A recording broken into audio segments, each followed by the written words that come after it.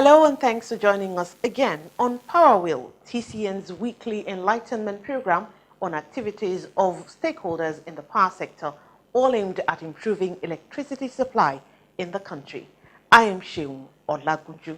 You're welcome.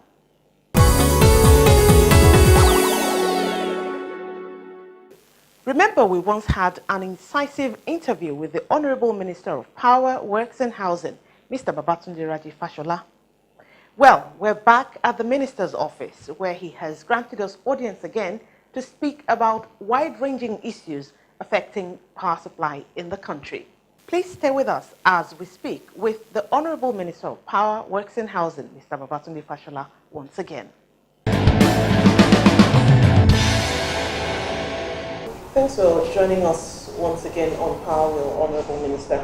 Very glad you could join us. Thank you. So there have been improvements in power supply recently, and some Nigerians are attributing it to the rainy season. What are the main reasons? The improvements that you have spoken about and which Nigerians are experiencing just demonstrate first that we can do what we say as a government.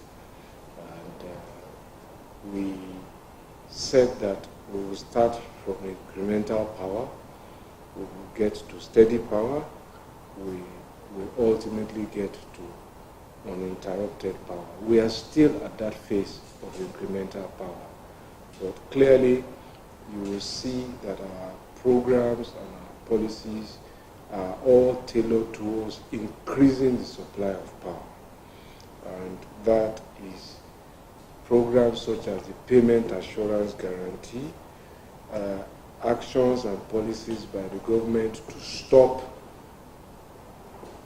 damage to pipelines, create peace in the Delta, restore gas supply to the thermal plants. All of them have converged together. Now what you have today is that as at 10th of August this year, we had a generation capacity that was ready to go on the grid of 6,830 megawatt of power. And the transmission capacity was 6,700.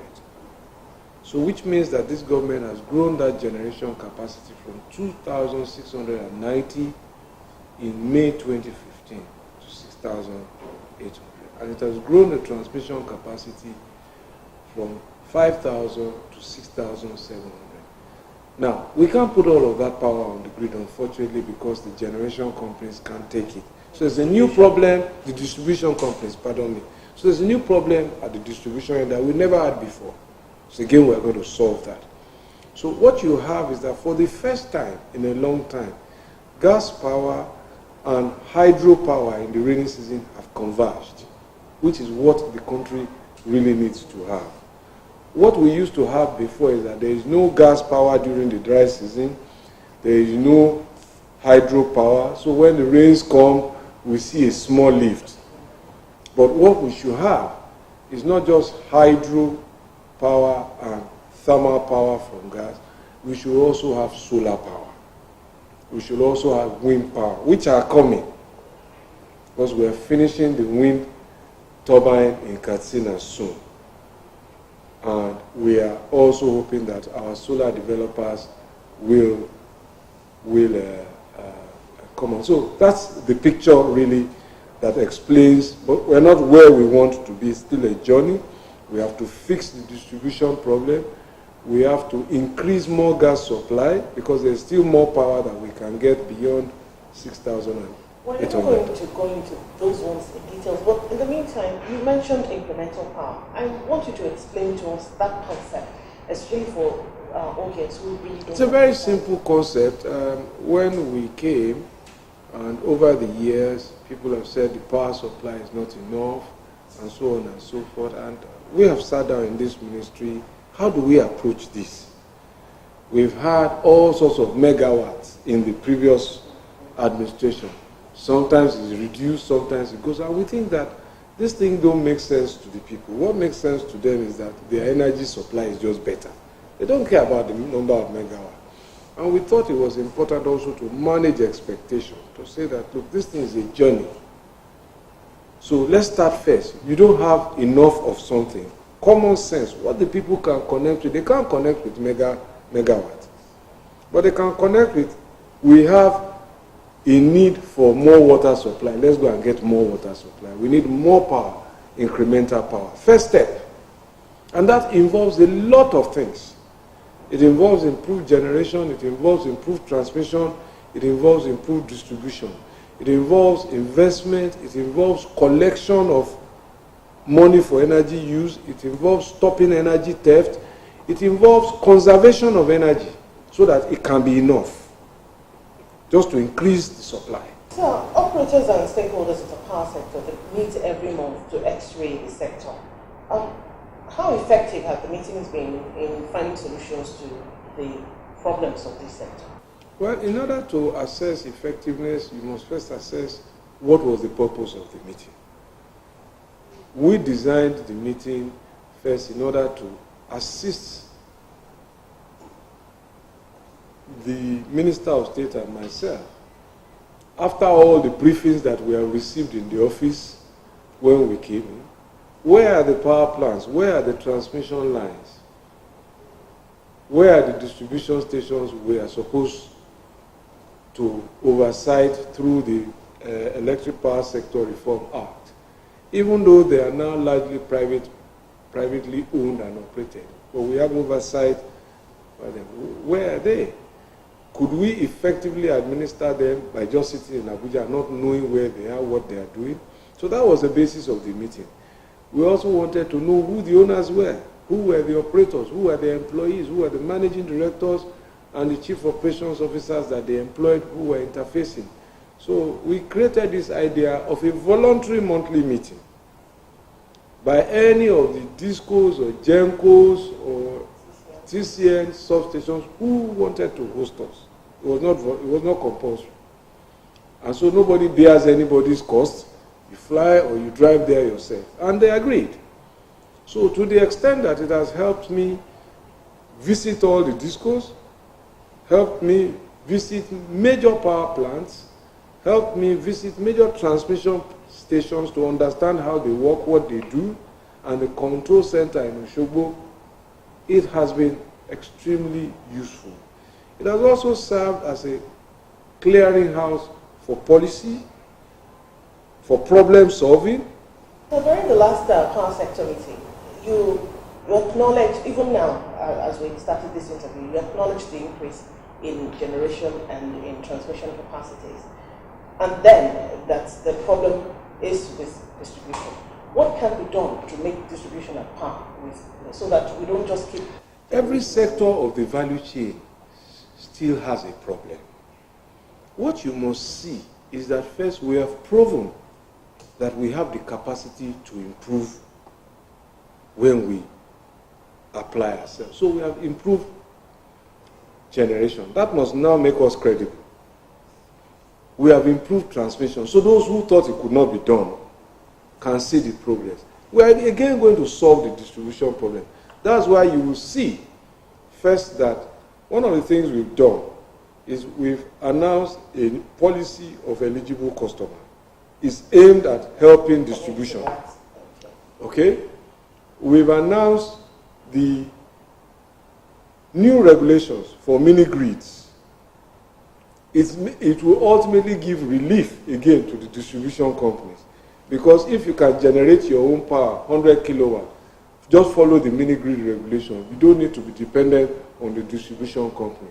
Part of the problem they have is not just aging equipment, but also access to capital to expand the distribution network. So if they can't serve you and you can serve yourself, at the Kano meeting, NEC launched the mini grid regulations. So these are policies that will ultimately yield results maybe in another few months, and you will see that access to power. Because ultimately, all of this is about access to power. Now, metering. Metering is a major problem for consumers of electricity in Nigeria. Many complain of inadequate meters or lack of provision or even estimated billing. What is being done to provide meters to electricity consumers so that they can pay or be seen to be paying for what they're A lot of consuming? things are being considered and some are being done. Again, let me be clear, metering and the electricity sector is now entirely or substantially in the hands of private sector. But like other businesses, whether it is the practice of law or the practice of medicine or the practice of surveying, they're regulated businesses by rules and regulations.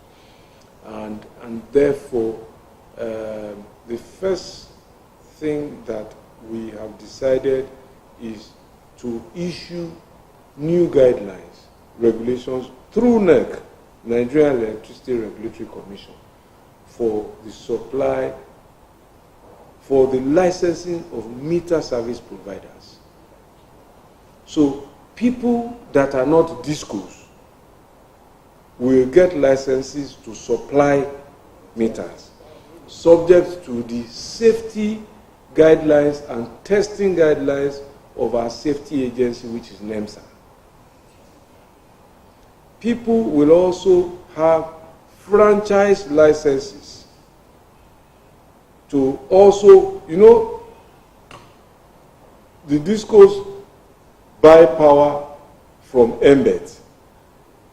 The law contemplates that they should also be able to sell power to you as a franchisee. Then you go and retail it to the street under a metering arrangement. These are methods that would allow more meters to come into the value chain. You're watching Power Wheel, and we're still speaking with the Honorable Minister of Power, Works and Housing, Mr. Babatunde Fashola.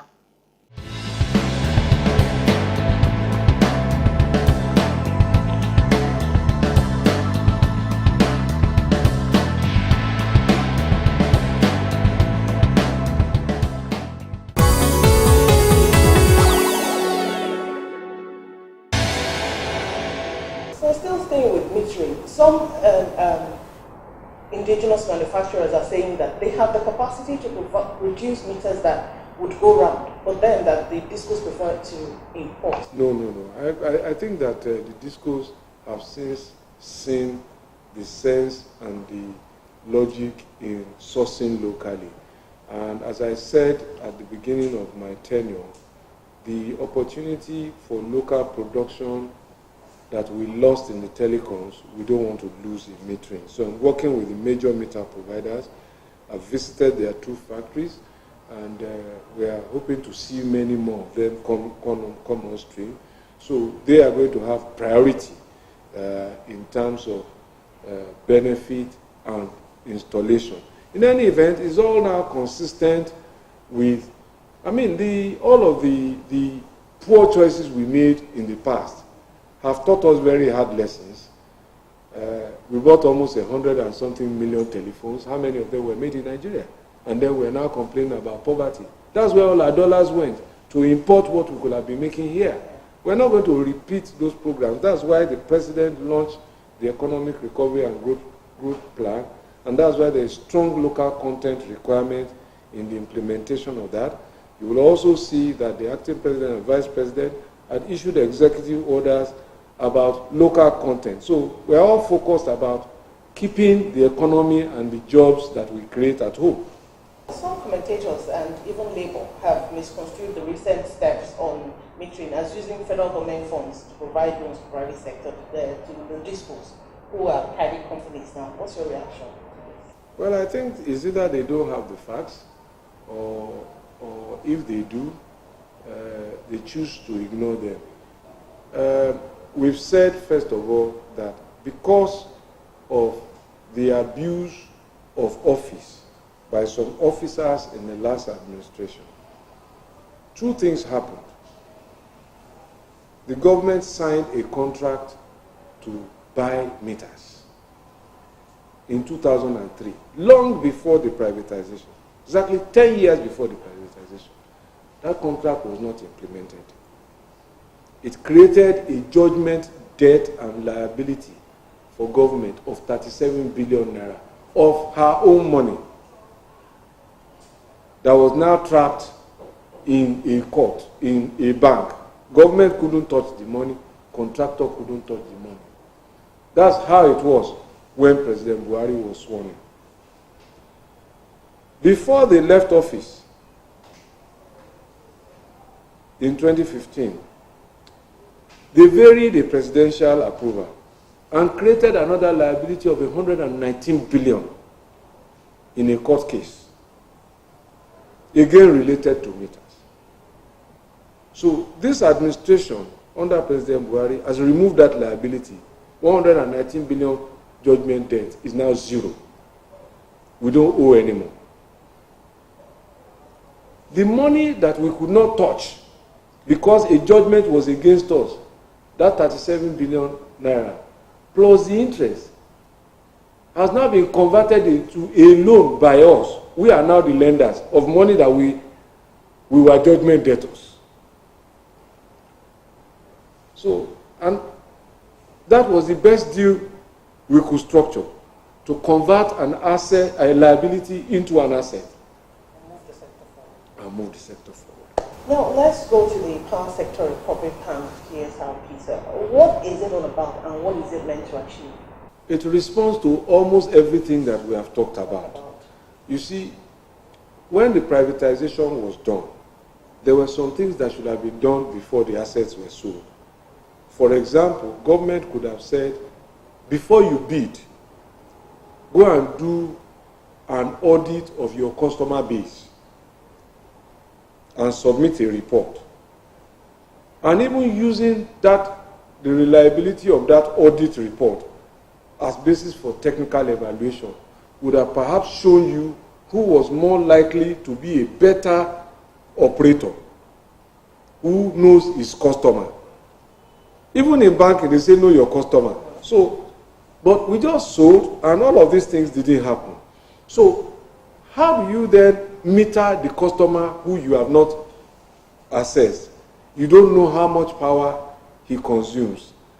You don't know what kind of meter he uses. So all of the things that were not done in the past, we are now going to do.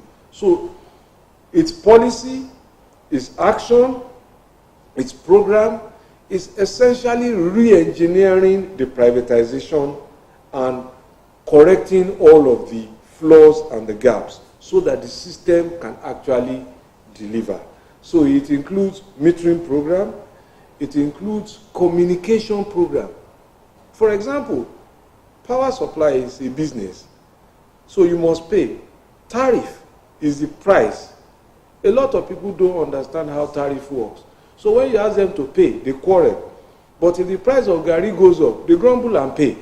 If the price of fuel goes up, they grumble and pay so long as it's available. Now, how many people go to a fuel station and go and cut the pipe at the back to steal fuel? But people bypass their meters. All of these things are part of the power sector recovery program.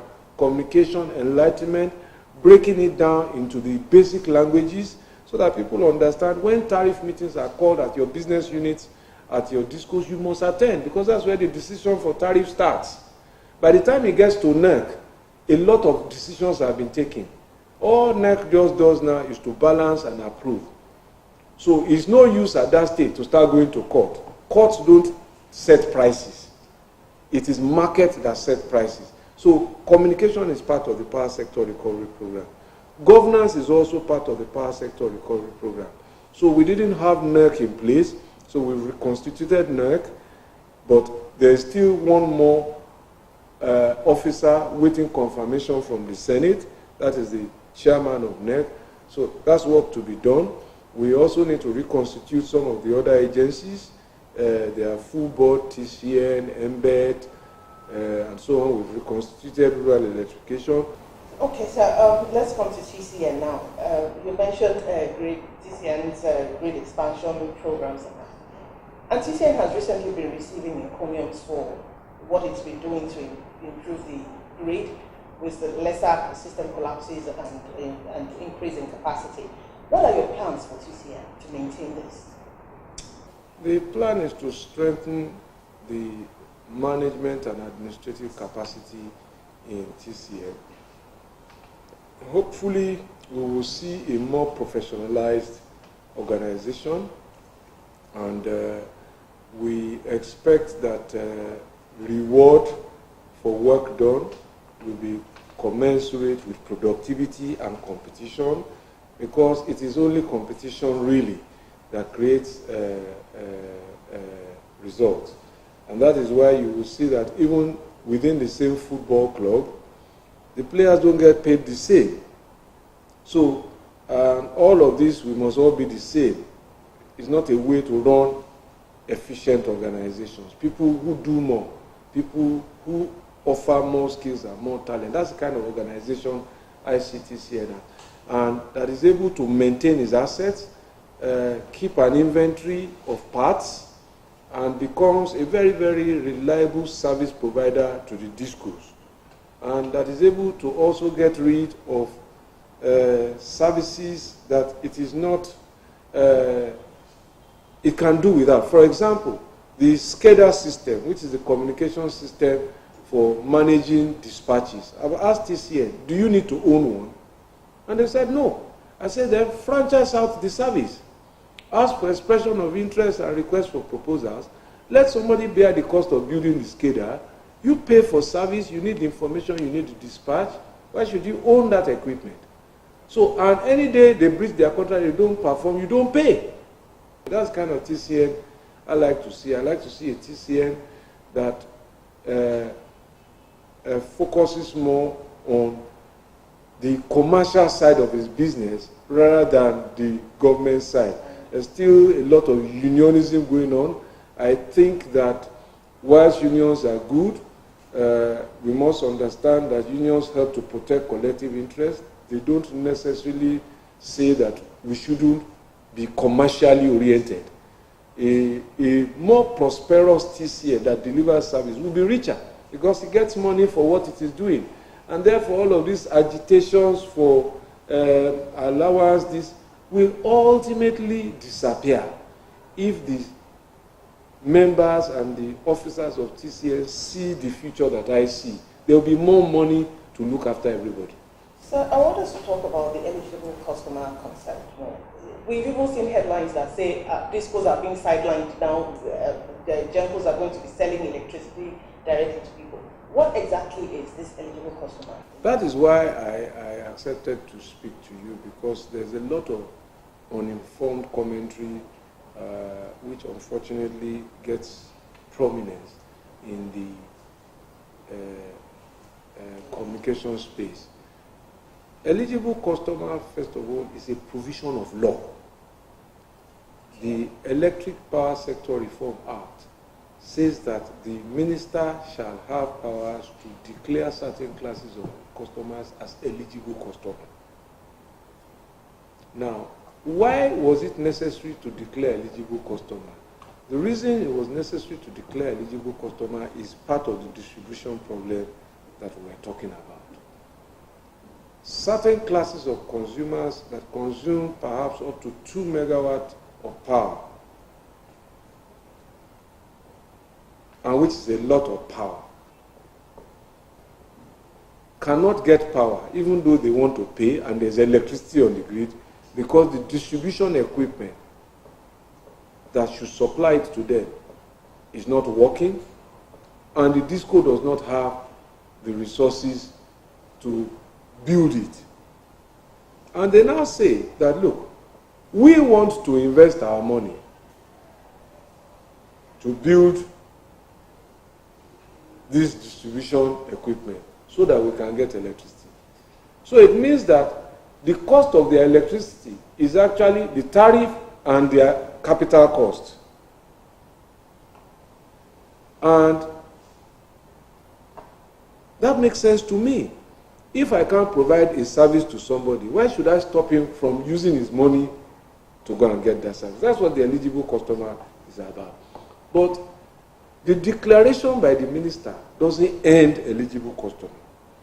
We are mindful that some of those discos are part of the cash flow and cash assets of some of those customers, are part of the cash flow and cash planning and asset base of the discos. So they feel that, oh, we're going to lose this customer. But that customer is not getting service. Anyway. Or the kind of service he wants. So he's spending more on diesel when it is cheaper to invest the money in the distribution network. So what NERC, the regulator, is going to do is that following my declaration, it is now going to hold consultation with those kind of customers and the discos, as a result of which it will seek to protect everybody's interest and say, under these regulations, you will become an eligible customer if you do this and do this. And in order to protect the interests of the disco, this is what is going to happen. Those regulations are going to be out before the end of the year. The consultations, I believe, have been scheduled or have started. And that's NERC's work.